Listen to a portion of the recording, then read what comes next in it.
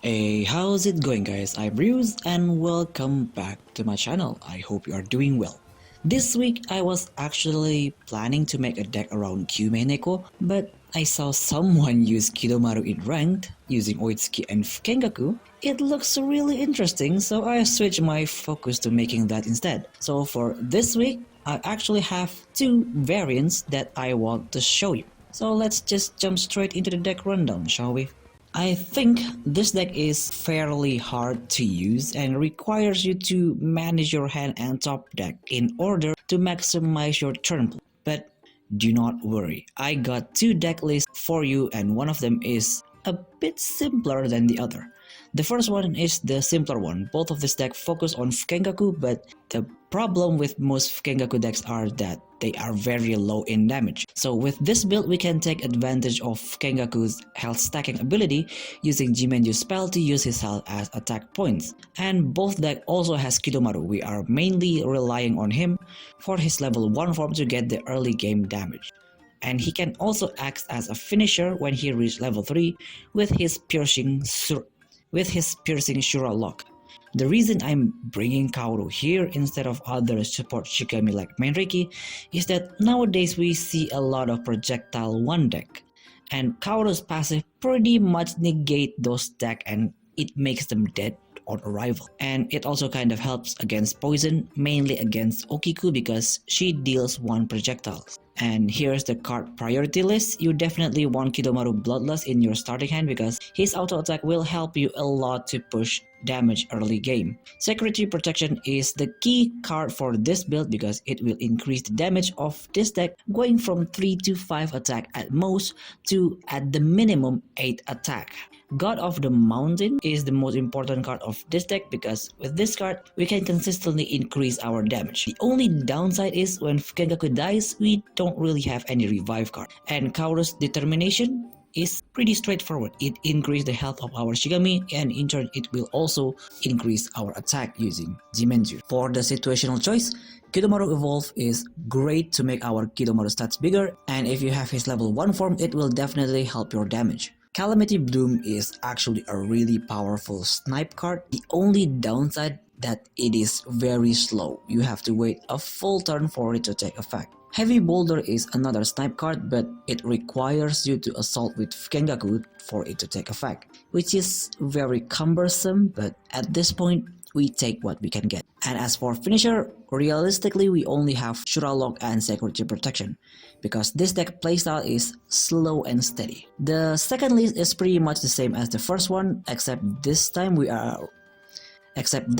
rely more on Kidomaru. But to help with the consistency, we are switching Jimenju with Oitsuki. This one is much more complicated than the first list, but I like it more because I like Oitsuki. I'm very biased to her as you can probably tell. This build lets you extend in your 1 turn play compared to the other one, but you really have to plan like 2 or 3 turns ahead so that you maximize your every turn. The plus side for this build is that it's more aggressive. And here's the card priority list. The difference is just that we use Oitsuki card to be more aggressive and extend our turn play. And that's about it for the deck rundown. If you want to try out this deck, I would suggest going with the first build first because it is easier to use and understand. This deck overall is not that expensive. You can definitely take out Kidomaru's SSR, but the one that is a must is Fukengaku SSR. You cannot play this deck without it. And now that we got that out of the way, let's move on with the replay. Our first battle is up against Red Aggro with Kaoru using our Jimenju variant. This is a lucky matchup because with Jimenju we can pretty much tank their early game assault. This deck first level up is actually very tricky. It all depends on your hand. If your hand is looking like this, Kaoru would be your first level up. There's one thing for sure though. You only want to level up Kidomaru if you got his level 1 form. If you don't, he is our last level up. A smart move because our Jimenju only has 1 attack and with our Shigami lineup, we can't really kill Ibaraka. On our turn, we just drew Kidomaru's form, so we level him up, then we put the form on him and we also put Determination on Kaoru to make our Jimenju health higher. It's fine if they hit us now because they don't really have a lot of level 1 combat card. They actually had a level 1 combat card, so they use Otakemaru to deal a total of 9 damage. That hurts, but if Kidomaru auto attacks, we can kill him. At the start of our turn, Kidomaru will auto attack, almost killing their Otakemaru. We don't really want to sacrifice our attacker, so I decided to sacrifice Kaoru instead, just so they can't deal huge damage with Otakemaru. Let's see what will be their level 2 move because their deck starts going at level 2. On their turn they will evolve Kaoru but didn't put any form on her and just attack with Shutan and pass. Well, that was kind of disappointing but good for us. On our turn we want to take down their Ibaraki so that he doesn't stack his attack, so we target Calamity Bloom on him, then put Take Root form on Jimenju. That will move into the combat zone at the end phase. This ability is very handy because we can attack with Fukengaku, and at the end phase Jimenji will just move himself to block attack. Smart move because when he attacks he is protected by Owl Guard.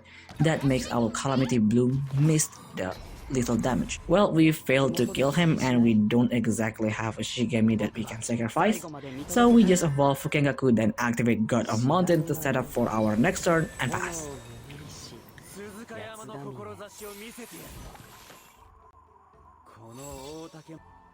On their turn they will put Ibaraki's level 2 form on him, then evolve Otakemaru.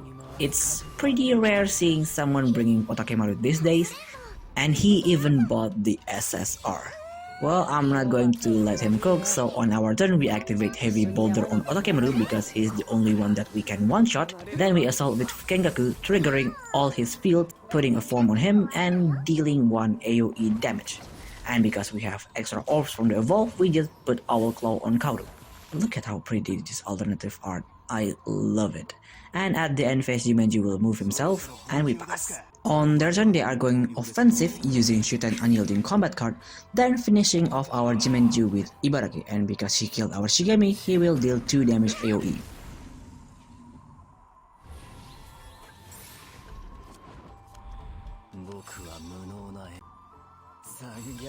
On our turn, since we have another Heavy Boulder, we activate that on Ibaraki. We assault with Fukengaku, the AoE will make Shutan health lower, and that's the perfect time to snipe him with Cloud Color, and we pass. It doesn't matter if they kill our Fukengaku with Kaoru because their main attacker is all dead. On their turn they will put Tender Protection on Kaoru mainly to draw a card, and as I expected, they will kill our Fukengaku and pass.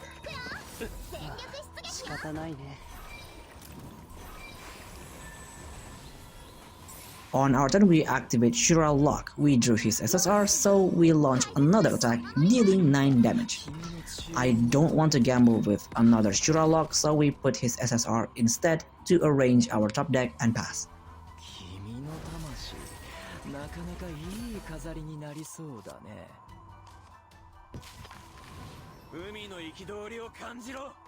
On their turn, Otakemaru revives.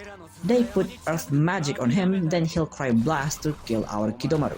That would be a very good move if we didn't top deck our Kidomaru evolve. That will revive him and put back the SSR on him. Well, time to end their misery. We activate Shura Lock, then just assault to finish them off.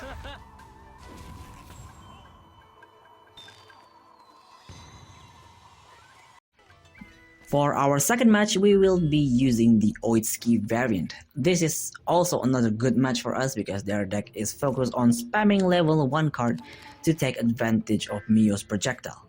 But we have Kaoru over here. We just pretty much destroyed their whole game plan. The one that we need to pay attention is Mio and Arakawa because that's their main power source. When using this variant, you want to prioritize stacking Fukengaku health, so your first level up would be either Kaoru or Fukengaku. But as I mentioned before, if you have Kidomaru's form, level him up first. On our turn, we put Determination on Kaoru, then attack with Fukengaku again and pass. Notice how I level up Oitsuki instead of Kidomaru? That's because we want to get her Trial Invocation, and Kidomaru doesn't really do anything without his form early game.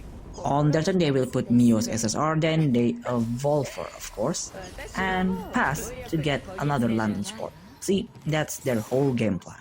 spamming projectiles, but we are pretty much immune to it because of Kaoru. On our turn, we activate Moon Allure. It's a bunch of her cards, so we just keep her form, then assault with Fukengaku again and pass.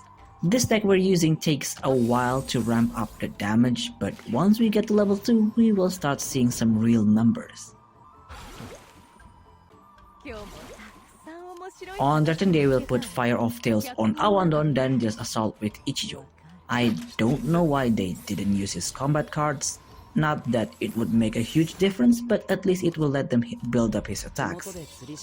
On our turn, we want to take out their extenders, so we Heavy Boulder on Awandon, then assault to kill her and deal 1 damage AoE. We have Twilight, so we activate another Moon Allure, this time drawing Kidomaru's form. That's great for us for our next turn.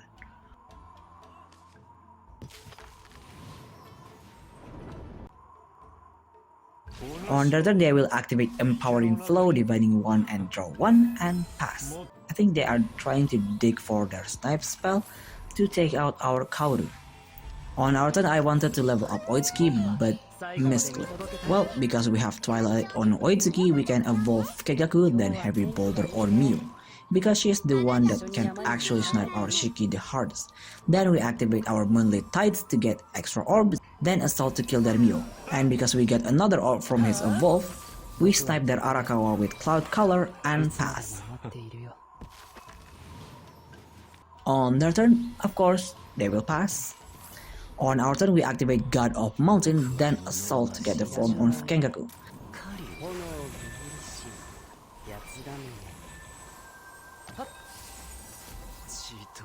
After that, we evolve Kidomaru, putting the wrong card on top. I could have extended my play with another Moonlight Tides, but because I put the wrong card, I will just pass. On their turn, they will just put Fire of Tails on Awandon and pass. I think at this point, they are already given up all hope.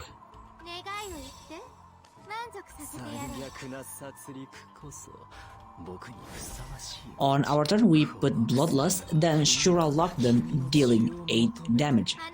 We then extend using Moonlit Tides and attack with Fukengaku. If we didn't misplay last turn, we could have ended them this turn.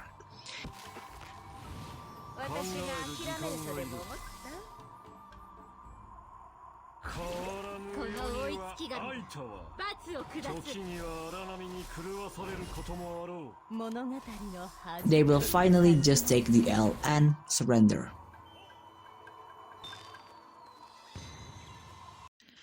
Well, that's all for today's video. I certainly hope you enjoyed it. Anyway, if you want to support my channel, I have Patreon and Ko-Fi links down below.